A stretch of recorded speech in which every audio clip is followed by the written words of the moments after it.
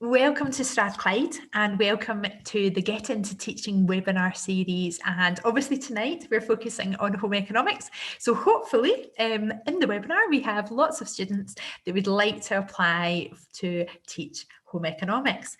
So I'll just, oh, my computer's not playing there. Oh, let's see. Yes, it's playing. So welcome, my name's Elaine Gardiner and I'm the Teaching Fellow for Home Economics. So I teach in the undergrad course and in the postgrad course for Home Economics. And I know certainly you can contact HASP. There's a website there an email address, sorry, if you want to contact and find out more information. My email address is also on the website if you need it. And I should have put that there actually. So welcome to Strathclyde University, to the School of Education. Now, we have a very, very long history with teacher training, so it's very established. So way back in 1837, even before I was born, it was called the Dundas Vale Normal Seminary to train teachers. So that is our history here at Strathclyde. And in 1913, it moved to a purpose-built campus at Jordan Hill in the west end of Glasgow. And I don't know if any of you lives in Glasgow, and you will now know that Jordan Hill has now been made into very, very posh flats that are very, very expensive.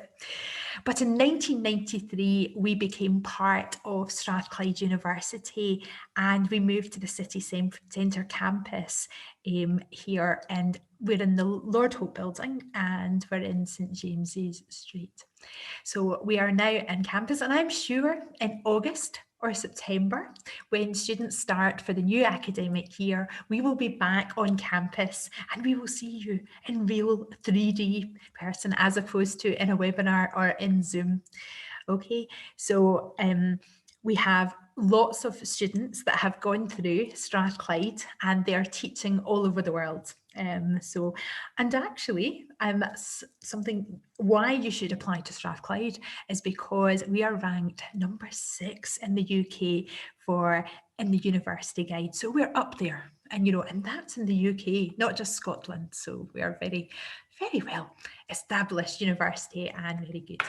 Okay, so the teaching journey. So hopefully you have your undergraduate degree, or you're just finishing your undergraduate degree, which will normally take between 3 years, or if you're going for honours, it will take 4 years. And then you apply to Strathclyde to look at the postgraduate course, the professional graduate course, Diploma in Education, and it's called the PGDE for short, and it takes about 10 months. So it normally starts in August, which is slightly earlier than most courses start at university. So you just got to be aware of that. And it's a provisional registration. So you'll obviously be learning lots about teaching. And then the following year, you go into the teaching induction scheme, which is called the TIS, or the flexible route. And that is when you do your probation in a school. You work in a school for a year and you get lots of support. And there's lots of work that you have to do as well as your teaching to make sure that you complete your probation, and then you'll be fully registered to teach in Scotland or anywhere else in Great Britain or in the world. So your full registration. So the PGDE course overview is a 36-week course, so it is slightly longer than most of your degree courses. You will have 18 weeks on campus, so 18 weeks at university and 18 weeks on school placement.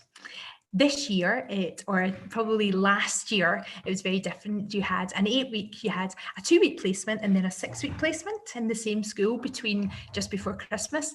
And after January, you had a block of 2 5-week placements, one before Easter and one after Easter. And that's called the kind of student placement. Now, we're accredited by the General Teaching Council in Scotland, so hopefully you'll be aware of that. And you will be placed at schools that are no more than 90 minutes from your home address. So when you're on placement, your journey could be up to 90 minutes one way, and obviously on the return journey could be up to 90 minutes as well. And that is a Scottish thing. It's not just a Strathclyde thing. So you just got to be aware of that. And obviously throughout the course, and we'll be going into this in the next slide, there's 3 modules that you look at within the course, and you can also take some credits at master's level. So you could actually come back and do some distant learning after you're qualified, after you've left Strathclyde, and you could actually get a Master's of Education. Okay, and that is explained in the next section, which is the course structure. So there's 3 kind of modules within the course structure. So we've got the educational studies, professional values, and you look at lots of different things within that module. There's professional learning through inquiry. Okay, so because obviously when you're a teacher, you're continually learning and you're continually wanting to improve your practice. That really helps you with that. And that's the module that you can actually make up to the master's credits. Okay, you can use that to go with your master's. And then the professional skills part, which is very much the home economics part, that's where you learn how to teach.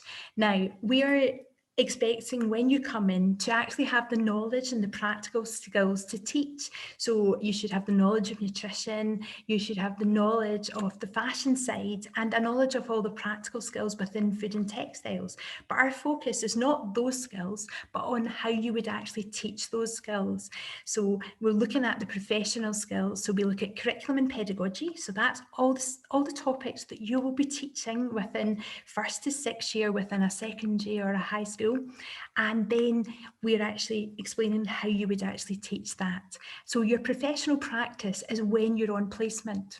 So within those 3 modules, you will actually be assessed, for example, with educational studies and professional values. There's an essay which you have to complete for that. Professional learning through inquiry, there's an academic poster and an annotated bibliography that you have to complete and pass, and you can submit at master's level. Within professional skills, which is your home economics side, you will have to complete, it's an assignment this year, it's an essay this year, but possibly next year when we're back on campus, it will be looking at a series of 3 lessons, and you're justifying why you chose to teach it in that way and why you chose to assess it in that way. So there'll be an essay related to that, but also when you're on placement, you will be observed by your departments, by the teachers in the department, and you'll have observation. So I or my colleague Paula will come out and observe you in a lesson to see how you're getting on. Okay, so that's the way that it's planned. So the good news is there's no exams, but there's certainly lots of work to be getting on with throughout the year. Okay, so the course content, these are some of the topics that we look at throughout the year. Normally our timetable is a Tuesday and a Friday, and we have also professional practice on a Thursday. But the curriculum and pedagogy on a Tuesday and a Friday, sometimes you will be in both days, and sometimes we split you into 2 groups, like Group A and Group B, and 1 week Group A will be in on a Tuesday and Group B will be in on a Friday. So there's always equity, so you're always learning the same things. But these are some of the things that we will look at. We look at lesson planning. How do you plan a lesson? How do you plan a lesson for a theory class? So when you're teaching knowledge, how do you plan a lesson when you're teaching practical skills? Because it can be very different, and you've got to think about your time plans to make sure that you complete an activity within that 50-minute period. Okay, we look at the General Teaching Council for Scotland, and we look at their professional values and personal commitment, and how you would apply that when you're on placement to make sure that you're not only meeting those standards, but I would like to say that all home economics students are exceeding those standards. So we'll look at that. We look at curriculum for excellence. Now, curriculum for excellence is what is taught in high schools between 1st and 3rd year. It's sometimes referred to as the broad general education. So we'll be looking at, within those topics, we'll be looking at health and well-being, and we'll be looking at technologies, because home economics is I would say it's the best subject in the schools, and it's a very important subject, and we come under 2 columns. So we get to teach lots about health and well-being and lots within the technologies area. And we'll be looking focusing on level 3 and 4. Now, I'm not sure if you're aware of all of the levels, but level 3 is normally first year and a bit of second year, and then second and third year is really looking at level 4. So there's things called experiences and outcomes and benchmarks. And if you apply to Strathclyde and you have an interview and you're successful, it's maybe something that you could look at just to familiarise yourself with those levels. So health and wellbeing and technology. We look at digital literacy because, especially at the moment, during this very interesting time in history, I'm sure every teacher in Scotland, digital literacy has improved dramatically because they're all working with using digital technology, and they're using digital literacy on a regular basis. We'll also be looking at disciplinary literacy because we'll be looking at words and how we use words in our subject, and can we relate to other subjects, and how looking at questioning as well. Classroom management, that's the thing that people are worried about. And they always say, can you imagine trying to control a class with teenagers that maybe just have 1 or 2 hormones going around their body? And it's all about, we look at strategies that work, and we look at relationships, how to build relationships and to gain respect, and to make sure that you teach in a style and you chunk it, so you make it quite small so that teachers and that pupils are engaged and they're maybe not misbehaving. And how do we tailor our activities so that pupils are challenged but they're engaged in the activities? So we look at all these things so that you are confident and competent when you go into a classroom situation to teach. We also look at about practical activities. How do you teach fashion? How do you teach food to make sure that you teach it well? You know, do you have a starter activity? How do you explain a new technique? Do you explain it to the whole class? Do you use groups to explain a topic and then, or a practical skill, and then get pupils to pass it on? Time plans are very important, because if you're in a food lesson and you're teaching a particular practical skill, you want to make sure that the pupils are finished when the bell goes, so they're not late for their next class. So you've got to think, right, I've got 50 minutes to make this recipe. I need to make sure that my pupils are out of the class on the bell and all the dishes are complete and the kitchen looks like they've never been there. So that's quite a skill. So we have to look at time planning and how you manage your time in a classroom situation. We also look at resources. We're in a very fortunate position. There are lots and lots of resources available to help us when we're teaching. Not only to help you as the teacher to increase your knowledge and your competency, but also resources that we can use with the pupils. Now, I will name just a few just now, actually, which I wasn't expecting to do, but I'm going to do. Look at things like Food Standard Scotland, amazing resource. Look at things like nutrition.org.uk, that's called British Nutrition Foundation. Look at RET, that's the Royal Highland Education Trust, and look at things like, I'm trying to think, Seafood Scotland. There's loads of resources out there which increases your knowledge, but also has lots of resources that you can use in a classroom. So you don't want to be reinventing the wheel, but you've got to think about the pupils you've got in front of you. So you may need to adapt and modify those resources to make sure that it is educational, but it's also challenging. So you've got to think of all of these things. And then we start to look at SQA, because in your first placement, the placement that you will normally do before December, you're normally focusing on the broad general education. So you're looking at first, second and third year. But normally when you go into your placement after Christmas and after Easter, you're really looking at SQA courses. So have a look at the SQA website. Have a look at all of the subjects within home economics. We have lots. So there'll be things like, you've got fashion and textile technology, which goes from national 3 level up to higher level. We have health and food technology, which goes from national 3 level right up to advanced higher. We have practical cookery, which is national 4 and national 5. We have creative cakes. Now, these are just some of the courses that are delivered within Scottish schools, but also these are called the national courses. So have a look at these, look at what subjects are talked about, look at how they're assessed. Now, this year is a little bit different and they're being assessed a little bit different during the COVID year, but next year, hopefully we will all be back and COVID will be a thing that we remember in history, and it'll just be normal assessments. So it'll be back to the normal. But have a look at things called National Progression Awards. These are called NPs because there are lots of them within home economics, and skills for work courses as well. So there's lots and lots of courses. So familiarise yourself with those. But certainly we look at the main ones that are taught within home economics, which are the fashion, the health, and the practical cookery. But we also teach about the other ones as well. And then we look at lots of different organisations that have amazing resources that can help you as a teacher to increase your confidence and your competency, but also work with the pupils. So there's lots of things, and I've named some of them, like Food Standards Scotland, nutrition.org.uk and RET.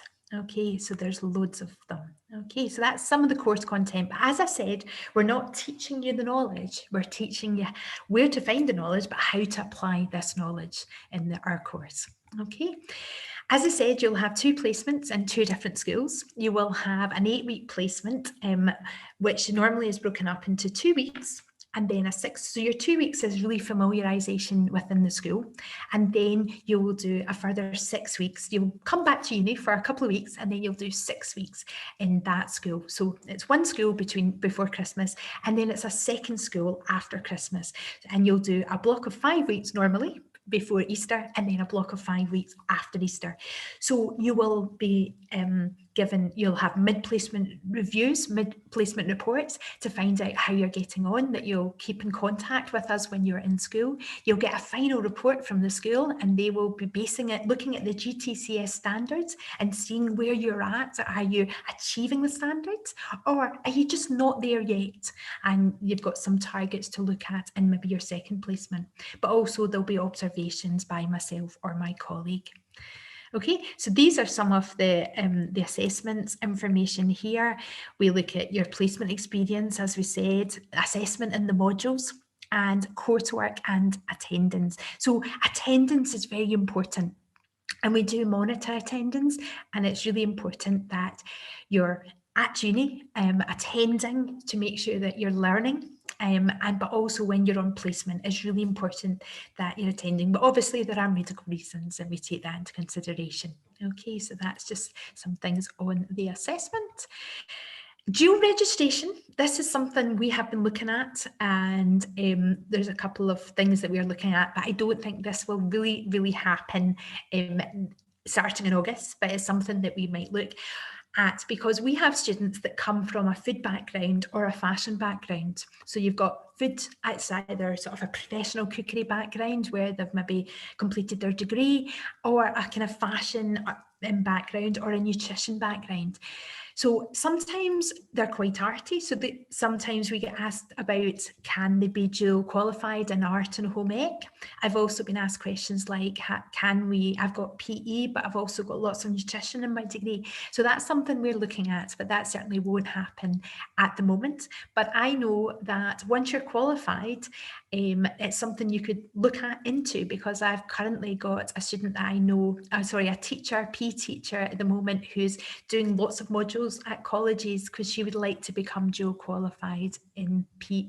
She's a PE teacher, but she'd like to be dual qualified within home ec. And I've got another art teacher doing the same for home ec as well. So it's something you can look at slightly later on, but not at the moment within Strathclyde, but we'll certainly be looking at it. Okay, so obviously looking at your entry requirements for the postgrad course. Now, these entry requirements come from the General Teaching Council, so it's not up to me, because we want to make sure that students are coming in and they have the knowledge and or the practical skills to teach. Sometimes there's a little gap, because if you've come from a nutrition background or a food background, maybe your fashion and textiles are not as strong. So there are courses that I know we send you links to called Creative Masterclass, where you can upskill and learn about fabrics and upskill in your practical skills, so that you're able to teach fashion and textiles to a class within 1st to 3rd year. And the same if you're a fashion and textile expert. I know at the moment it's really difficult to do a sort of practical cookery course. So what I am going to do is going to look at all the practical skills that you need to learn to teach between first and third year, and it's something that we will be sending you out some information on, because you'll maybe need to practice those skills before you start in August. But also there's some online courses that Aberdeen Uni run that are nutrition modules, so that would be really good to upskill so that you're aware of fat, carbohydrate, vitamins, minerals, protein, you know the functions, you know the sources, you know your eat well plate, so you're able to confidently teach about healthy eating and everything that is surrounding healthy eating. So we do look at your degrees and we look at maybe where your gaps are, and we do give advice. But just so you know, it needs to contain at least 80 credits relevant to food studies, food or textiles, technology or nutrition. So that's what we're looking for. The other two things that you need to be a teacher in Scotland is you need higher English. So you need to make sure you've got higher English or equivalent. So I know there are certain other courses you can get that are equivalent to higher English. So you need to make sure that you've got that. I'm trying to remember the name of them. I know I should have put that in my notes. Also National 5 Maths, or what is equivalent to National 5 Maths. So you need to obviously provide that evidence that you have that you've got that. Okay, because that's a requirement to teach in Scotland. Okay. I know it's probably really difficult at the moment because it's really difficult to get into schools, but if you have been into schools, obviously in your application form, make sure that you mention that, or in your interview, make sure you comment on that, because it's really good to see that your experience is fairly current, but obviously will not penalise at the moment because I know you cannot get into schools. Okay, but certainly some of the websites that I've mentioned tonight, have a look at those, because you need to talk confidently and answer questions about what Scottish education is like, what the teaching of home economics is like. So this will help you prepare for an interview as well if you've not been interviewed. Okay, and obviously being a teacher is all about relationships. So you need to be able to communicate, and you need to be able to communicate well. So think about that. Think about, is this the career for me? Is that one of my skills? And certainly think about these. Okay, so the application process, obviously, you obviously apply, and you've got to make sure that you upload all your evidence, if it's a degree or an HND, make sure, or your higher English certificate, your SQE certificate, or to make sure you've got your National 5 Maths, so make sure you do that. Obviously, once you have submitted everything, then there's normally a list which we can look at. In fact, my lovely colleague always looks at that and obviously arrange interviews for those candidates. The interview at the moment is consisting on a pitch for a place, which is really good, which is 3 minutes where you've got to sell yourself and say why we should offer you a place at Strathclyde University. I must admit, I really enjoyed listening to them, and they've been really good. We're in a very fortunate position. We have lots and lots of applicants at the moment. So this is your time to shine and to make sure that you are very good when you're pitching for a place. There's another 4 questions that we will ask you. I normally ask question 1 and 4, and my colleague Paula asks question 2 and 3. And you will also are being sent out a list of questions. So what I would do is have a look at those questions and make sure you have notes there, because the benefit of Zoom, you can, once you're asked a question, you can have a quick flick or a quick look at your notes and make sure you answer those questions. You give lots of details. You can relate it to some research you've done, because you need to sell yourself to make sure that you are successful and you get a place on this course, which is, I've said, the best course. So normally the decision would obviously come through UCAS. That can be successful, and it can obviously be conditional if you still need to get some qualifications, or it can be unconditional or unsuccessful. Okay, but if you are unsuccessful, don't think it's the end of the road. You might think, oh, I'm still really keen. I'm going to work harder, and I'm going to make sure that my interview is of a higher standard next year, and apply again. Okay, what would be really nice is, as soon as you get an offer, or if it would be really good if you could actually accept the offer, because that would really help us. And that would mean because obviously we've got targets to meet as well. So that would be really, really good. So thank you if you did that. That would be great. Because obviously we thought you were successful. So we'd like to know that you were selected. Okay. Obviously, if you're a Scottish student, then are eligible for government funding for your tuition fees, so you don't have to pay, because you get that from the Student Award from SAS. If you're international, there's some links here, and you might you'll be able to find out about fees for that, okay, and obviously scholarships. Now, if you have already completed a postgrad, then you might have to think about that as well. Now, I know there's also a STEM bursary that's available for some students that apply for our course, so it'd be interesting to have a look at the STEM bursary, because you might actually, I think it's up to 10,000, I think it was, but you certainly have to meet some criteria before you actually get that budget or get that little payout, which is lovely. And I know certainly a lot of my students got it this year, which was great. So that's STEM. It's from STEM. Okay.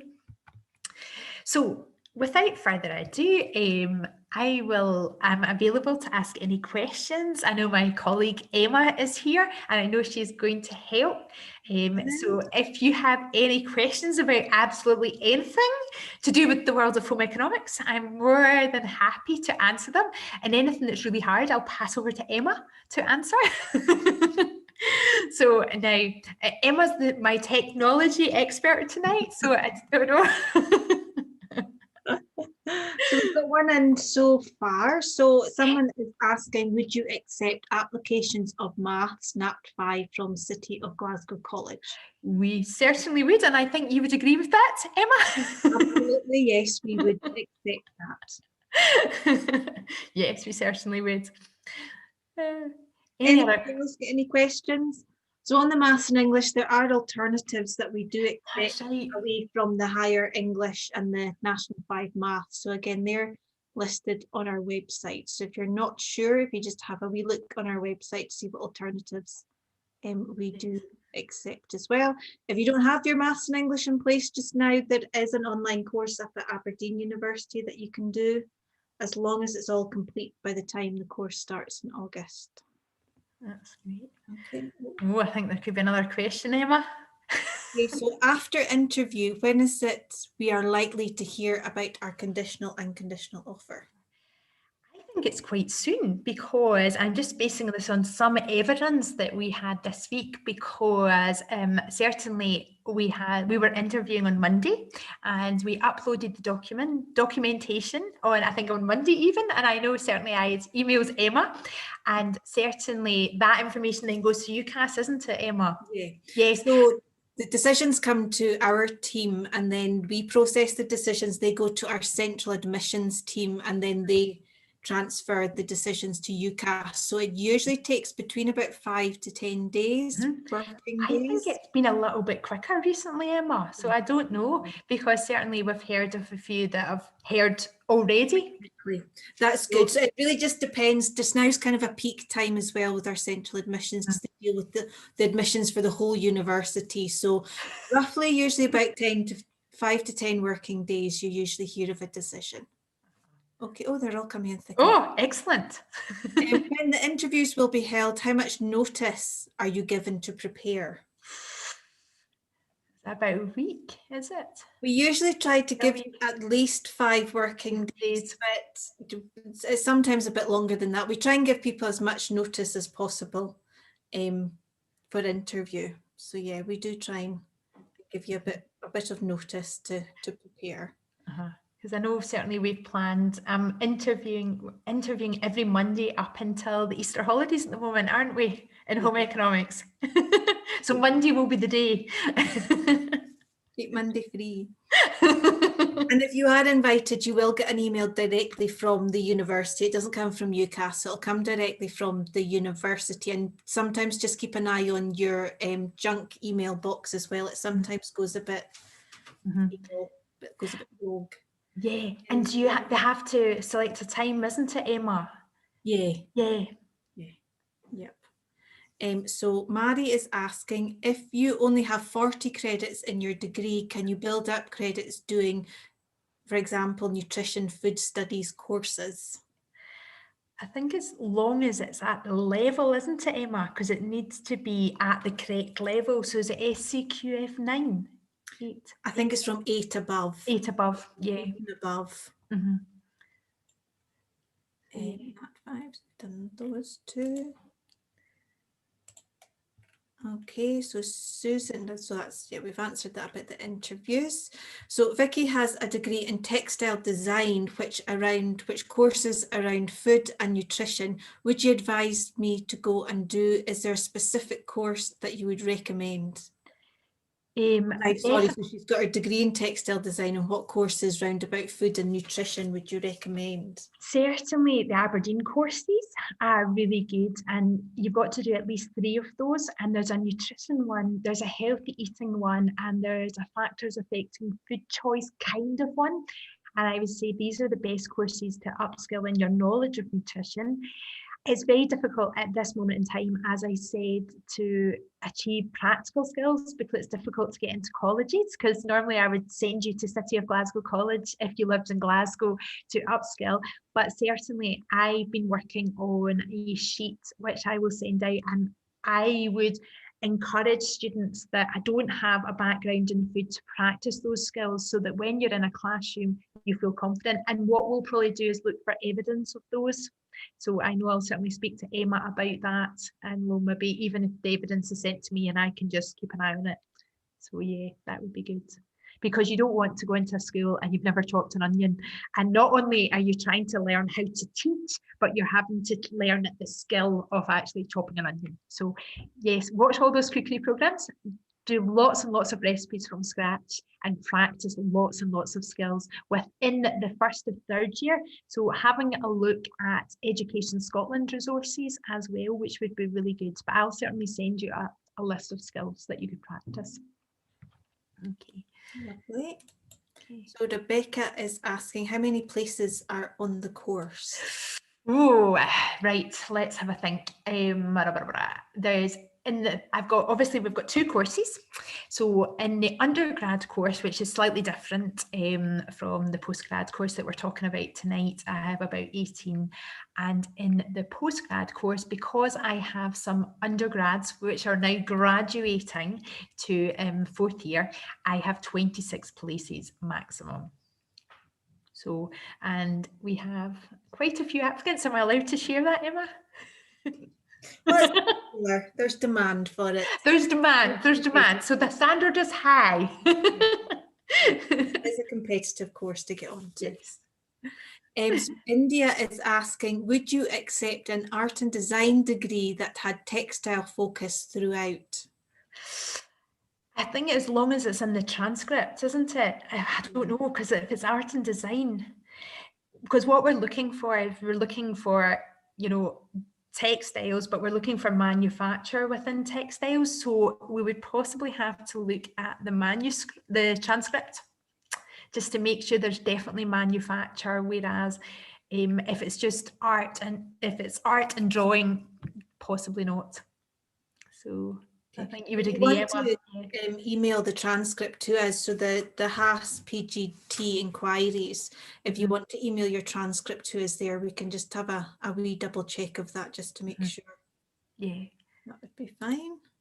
I did see something else coming in. I know, I'm having a wee look as well, Emma.